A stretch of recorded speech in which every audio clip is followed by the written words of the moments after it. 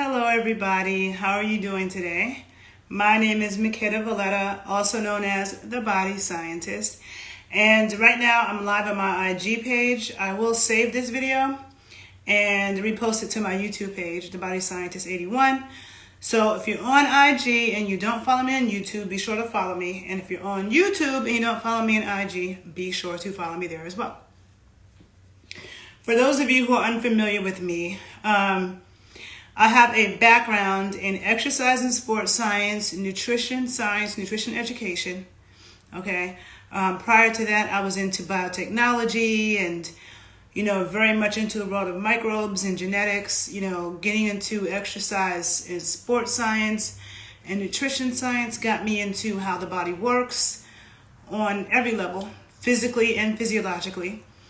And so my approach to health, I have a holistic approach to health and to fitness, right? And it's not just about a look, even though looks can tell us a lot, right? But it's not just about the look, it's also about what you can do, the function of the body as well, right? So we have to have measurable ways to measure, is somebody healthy or not? Are you healthy or not? And also, I know and believe, but know, that there's a reason for every imbalance in the body. So if somebody has, really bad things going on with their skin, like a lot of outbreaks and pimples and rashes, that's telling you something. If, the hair is falling out, that's telling you something, right? And so they all go back to imbalances. So today I want to talk about alopecia. And I've been wanting to make a video about alopecia for a while. Now with this Will and Jada thing, it's become a topic. But actually, like in the past month, I've been literally wanting to do a video about alopecia in particular. Because I have been noticing it a lot in my timelines from white women, black women, all different kinds of women talking about having alopecia and their hair falling out. And I know that there's a nutritional backbone for things. And because of what I know about how the body functions and works, the first thing I thought was, I bet you, is linked to vitamin D deficiencies. Because vitamin D is so important for our immune system. And alopecia is an autoimmune disease. So anytime somebody has an autoimmune disease, first of all, it's a clear indication that there's an imbalance in the body. People will say there's no cure for this. There's no cure for that. I'm here to tell you there's a cure for everything, okay? It's just because the medical community hasn't identified some type of medication they can prescribe to you, they'll tell you there's no cure because it has to be on their watch and patents, okay? But there's a cure for everything, okay? Shit don't even be that complicated. And a lot of things that they act like they're trying to find a cure for, like cancer, like diabetes, like alopecia, what is it linked to? Vitamin D deficiencies, severe ones. And vitamin D deficiencies is a worldwide problem. Worldwide, not just an American problem. And yes, even in countries where they have a lot of sun, like in India and Colombia and all these other places, they're also vitamin D deficient. Because first of all, they have on too much clothes. Watch my videos. I have 2 videos that I did on vitamin D where I really go into the science of vitamin D. Vitamin D is so important, and really it's a hormone, not a vitamin, but it's so important, and people know so little about it, okay? They really misunderstand it. So definitely check out my 2 YouTube videos on vitamin D, okay? But vitamin D is actually a hormone, all right? And it's a serious modulator of our immune system. So anytime you have anything going on with your immune system, number 1, you can always look to vitamin D. Do you have a vitamin D deficiency?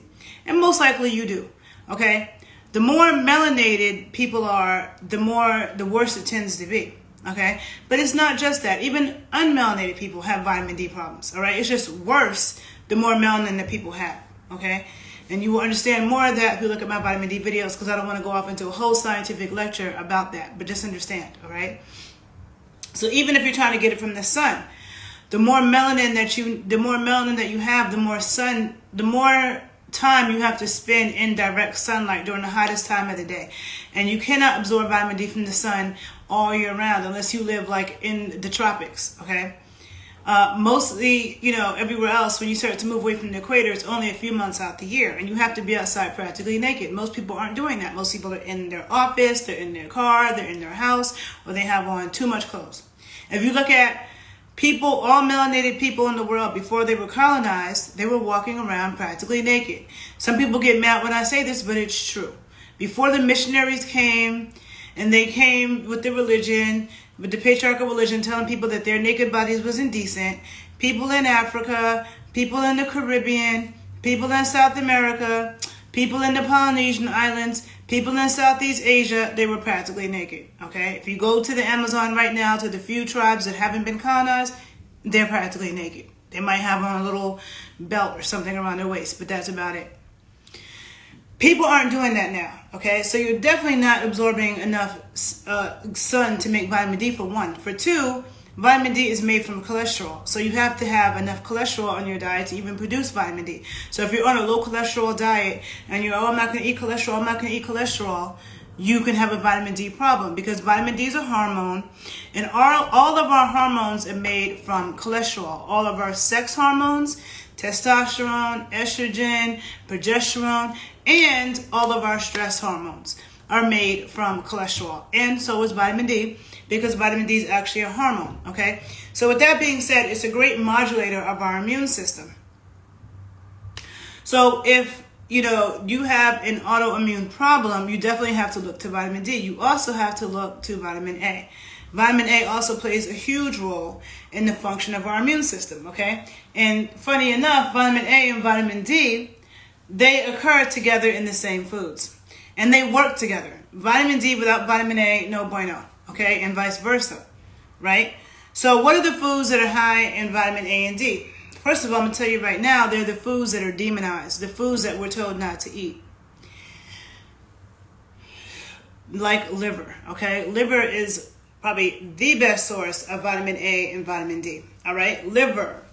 Everybody in the world, I don't care where you came from in the world, if you're of a certain age, you were given liver as a child. And if you're of a certain age, you like liver, okay? And you grew up eating it. I feel like kids now, they don't know what liver is, but liver. Excellent source of vitamins A and D.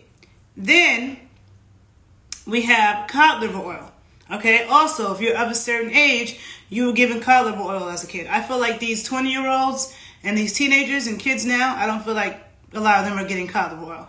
But cod liver oil is an excellent source of vitamin A and D, as is grass-fed butter and ghee, as is pasture pork fat, okay, and lard, which was a traditional fat all over the world, okay, whether we're talking about Haiti, DR, Puerto Rico, Cuba, okay, Mexico. Lard was traditionally used to make tortillas. Okay, you talk about black Americans in the South. Lard was used to make biscuits and fried chicken. You want to talk about, we can go to France, to Italy, to Spain, to the Koreans and the Japanese, okay? The Okinawa in Japan, who are the longest living, healthiest people in the world, they cook with lard like every day and consume lots of pork broth. If you go to a Japanese ramen restaurant, what do they have? Pork broth, okay? So, also, pork fat, okay, from healthy pigs, excellent source of vitamin A and D. Then we have fish eggs and egg yolks, okay, to a lesser degree. But these are all foods that they're demonized. People think, oh, eggs are bad. I can't eat too many eggs. I'm going to eat the egg whites, okay? Egg white is actually toxic, okay? All the nutrition is in the yolk. But people who are healthy eating, they think egg whites is the healthy thing. I'm not going to eat eggs. They think, oh, I'm not going to eat butter. I'm going to cook with coconut oil and olive oil. They think, oh, no, liver. Ugh, that's disgusting. Pork fat, oh, I don't do that. They think all those foods are unhealthy, but those are all the foods that are high in vitamins A and D. And it's important to get your nutrients from natural sources, because when you are taking artificial vitamin A and D, okay, you go to the store and you're like, oh, I'm going to buy vitamin A pills and I'm going to buy vitamin D pills. It's not the same chemical form that's found in food. Please understand that. I keep saying that. When you get your vitamins from a pill bottle, it came from a laboratory, it is not the same thing as when it's in the food. It's not the same chemical form, the chemical structure, number one. So it doesn't have the same effect on the body. And a lot of times it has a negative effect. Okay? Like true vitamin A helps to prevent hair loss. Okay, true vitamin A prevents the hair, helps to protect the hair follicles, okay, from being destroyed. But artificial vitamin A causes hair loss. True vitamin A and beta carotene prevents birth defects. Artificial beta carotene and vitamin A causes birth defects. Causes birth defects when you have the artificial one, but the real one prevents it. Okay, iron as a supplement feeds the bad bacteria in your gut and cancer cells. You know, you always want to get iron from food. So I'm not a fan of taking fake vitamins, okay? We want to get it from the food. So if you want to get vitamin A and D from the food, it's only in animal fats, all right? And those, especially the ones that I just listed. And when you look at traditional, another way to get vitamin A and D, you know, you get it into the body from ingesting it, but also you have the topical application. There are so many dermatologists who talk about using retinol for the skin. What is retinol? Retinol is vitamin A, true vitamin A, right? And your skin is a part of your immune system. So if you put something on your skin that's high in vitamin A and D, you can absorb it topically. And you can do that same thing for your scalp. Vitamin D deficiency is absolutely linked to alopecia and hair loss. Okay? There's lots of research on this. So if somebody, you know, something is happening in the body, is telling us something. And like I said, most people don't know what their vitamin D levels are, but if you went and got them tested, you probably find out you're very deficient. Okay? So consuming a diet that's high in vitamin A and D, and we need a lot more vitamin A and D than what we are told that we need, okay? Check out if you check out nothing else on this topic, if you want a reference, I have many references on what I'm saying. But if you just check one book only, check out the book Nutrition and Physical Degeneration by Weston A. Price.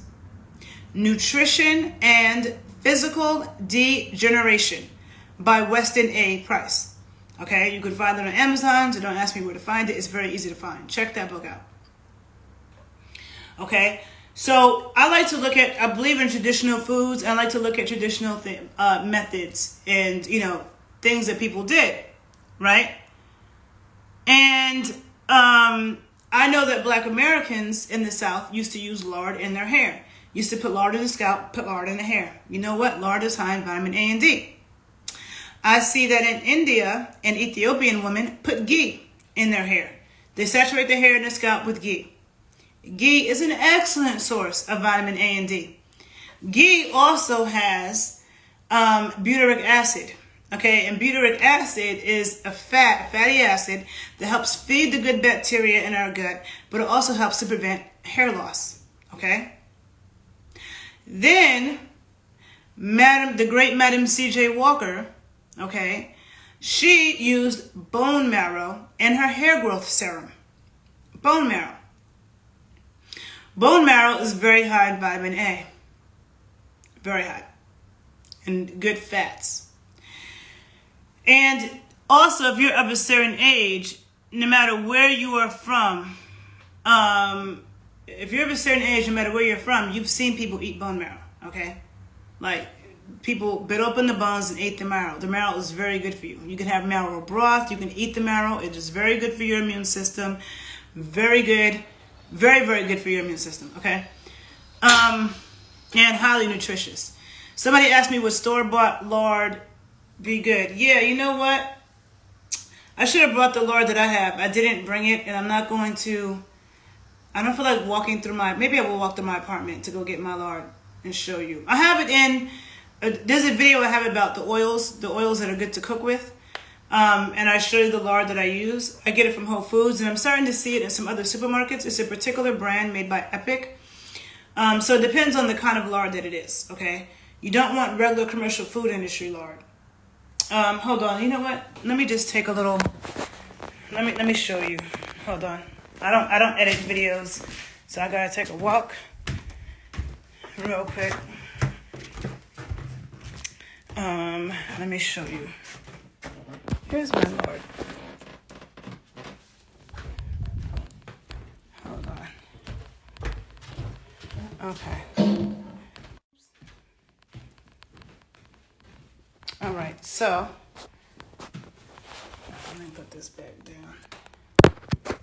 Okay. This is the lard that I get.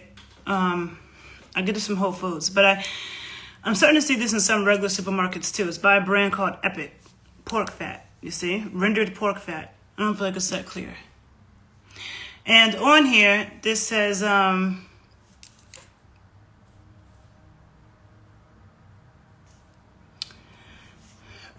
non-deodorized and unbleached. Okay, because when you buy lard from the commercial food industry, it's deodorized, it's bleached. Like all the fats and oils you buy, they're highly processed. This one is not. So this one says non-deodorized and unbleached. It says chef choice animal-based fats will transport your cooking adventures to new realms of nourishment. Epic rendered pork fat is a time-tested and stable option. Enjoy a superior cooking fat with seemingly endless limits, just like your culinary imagination. Traditional uses. Yeah, they do make duck fat. I buy their duck fat too. Traditional uses of pork fat. Butter replacement, roasted veggies, fried chicken. Didn't I tell you Black Americans fried chicken and lard? Pie crust, yes, they also use it for pie crust. Flaky biscuits, I told you that we made our biscuits with lard. Authentic tamales, and anything baked. So tamales and tortillas, Mexicans use pork fat, okay? So when you're getting pork fat from a healthy pig, it's very good for you, all right? And I've also seen studies about lard preventing baldness, okay? Being applied to the hair. And lard is high in vitamin A and D, okay? Pork fat is high in vitamin A and D. And this is organic pork fat, that's it. There's no DHT, there's no chemicals in this, right? I haven't experimented with putting that on my scalp, but what I have put on my scalp is ghee. And this mixture, like I melt down, this is my tropical heat mixture, which is a mixture of cocoa butter, palm oil, ghee, and castor oil. And when I put it in my hair, I usually melt it down. So it's partly solidified, partly melted. And I'll put that on my scalp. And I have a video where I talk about these fats and why they're so great for the skin, but they're also good for the scalp, okay? But sometimes I just put just straight ghee on my scalp, okay? Ghee is excellent for, and I put it on my skin. So the fats in the ghee, again, the A and D, right? So really important, topically and to ingest it. And I always say you should not put anything on your skin that you cannot ingest. If you cannot eat it, it should not be on your skin. All these things that I've named, cocoa butter, it can be cocoa butter, shea butter, ghee, palm oil. You can eat all those things, okay? You can eat all those things. The only thing I wouldn't eat is castor oil, okay? Because that will probably cause you to have all kinds of gastrointestinal issues. You can eat castor oil in a controlled manner for a particular thing, but you don't want to cook and stuff with castor oil. But, what was I going to say? That, so the other thing too, mango seed butter, not sold on that. Okay, so the other thing as well that can lead to alopecia is lack of low iron, okay? And the best sources of iron, of course, is going to be red meat, egg yolks, especially liver, okay? Liver is like, probably has the highest source. Organ meats in general, but especially liver. Liver is also high in A and D. Liver is also high in zinc. That also plays a huge role in hair loss and nails and stuff like that. Then we have collagen, okay? And the collagen, we get that from the broth, okay? Every culture consumes bone broth, whether it be pork broth, chicken broth, beef broth. Every culture consumed some type of broth and on a daily basis. But when you have gelatinous broth, that's how you get collagen. So you have people getting Botox injections and stuff and injecting collagen into their face. If they consume a lot of collagen in their diet, that helps to keep the skin supple and it helps to keep your hair healthy. Okay? Collagen, critical. Another thing, biotin. Okay? And biotin is very high in egg yolks. And it has a lot to do with our gut flora as well. Okay? Biotin is very important with making sure the proteins are strong. You know, iron helps make sure our blood circulates. All these things are high in what? Animal foods. And the animal foods, they're demonized. Also, vitamin C. Vitamin C is very important for the integrity of collagen. And the best source of vitamin C also is liver. But if not that, also sauerkraut. Sauerkraut, you're going to get really good probiotics for the gut. That's going to help you assimilate more nutrients and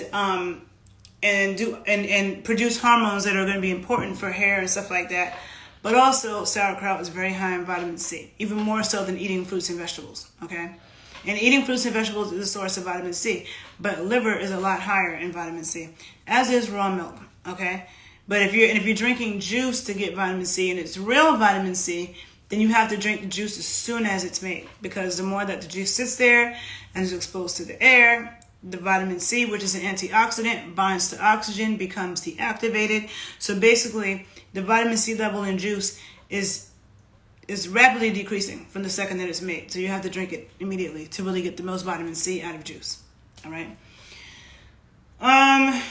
What else do I want to say about this? So it's about what you're consuming, but it's also about what you're putting on the hair and the scalp. You know, whether it be black women who use a lot of, you know, like silicone-based products and, you know, a lot of the hair grease and the hair lotions that we put in our hair. Like I remember putting pink oil lotion in my hair when it was perm back in the day. All this stuff has a whole bunch of chemicals. You don't want to put stuff in your hair and on your scalp that has canola oil and soybean oil and corn oil and safflower oil. And that's in a lot of hair products, okay? Petroleum, Vaseline, all that. No. The shampoos that people use. Like as a black woman, I don't shampoo my hair that often. I don't wash my hair super often. Like I'm not washing my hair every single day. There are a lot of white women or probably Asian women who wash their hair every single day. So every single day you're putting all these chemicals on your hair that's also going into your scalp. Because like with the soap, I use natural soaps. So you want to get shampoos that's just as natural, because again, that's your scalp, that skin that's very permeable. So what you're putting on topically matters, right? What you're ingesting and what you're putting on topically. When it comes to your skin, when it comes to your scalp and your hair, you want to do your best to put products on that's the most natural as possible. Because when you're putting all this artificial chemical crap, the body has to work to try to be like, what is this?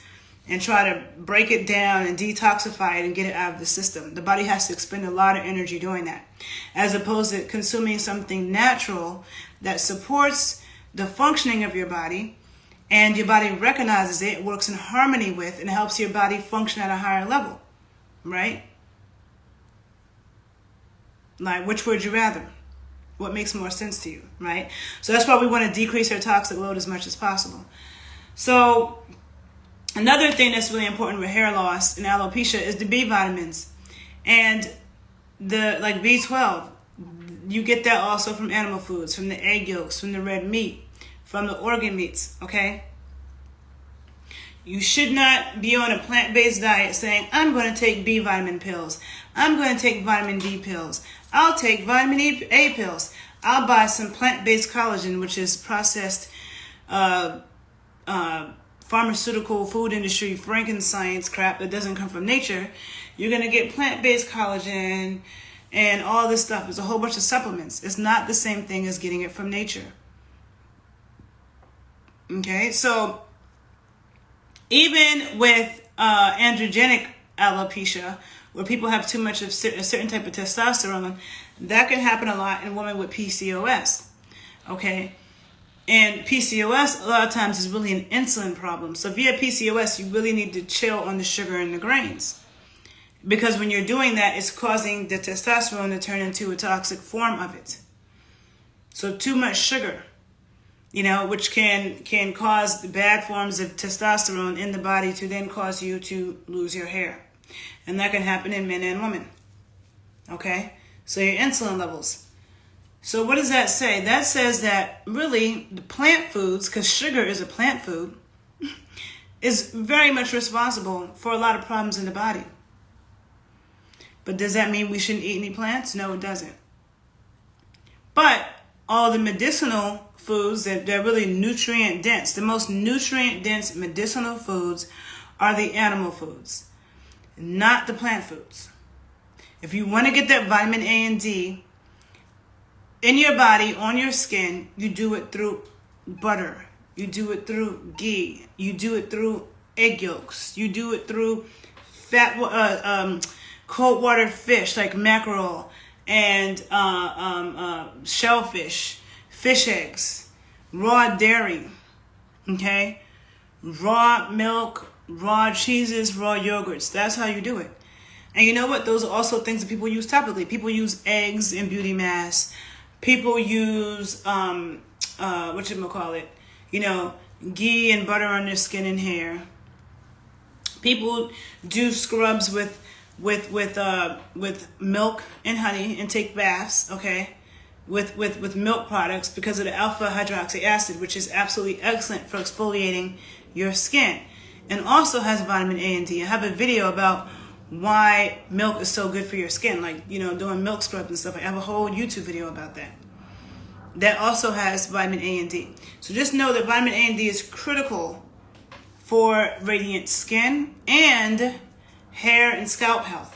And it's about ingesting it naturally, and it's also about applying it topically, okay? Because we can absorb things in through our skin, into our blood easier through our skin than through ingesting it. Our skin is a very viable organ to absorb. Absorb. And we want to protect the microbiome on our skin and on our scalp. So hopefully, I think I got my point across. This video that I want to do about alopecia, okay, it has a lot to do with the imbalance of hormones, okay, and vitamin D helps to modulate that. It has to do with the immune system being out of whack. Vitamin D helps to modulate that. Also, there was something else I was about to say about the hormones. You can have hormonal issues too when your cholesterol levels are too low. But there was something else I wanted to say about the hormones. Things that make, I remember what I wanted to say. Things that make your hormones go out of whack, like birth control pills as well. But also, the thing I wanted to say is that with all autoimmune diseases, they also can be caused by too many vaccines, okay? Especially a lot of childhood vaccines. Children now are getting so many vaccines. And vaccines actually destroy your immune system. I have YouTube videos where I talk about that as well. I have books that I post on my Instagram page that you can check out, do your own research. But they do, okay? And they overstimulate the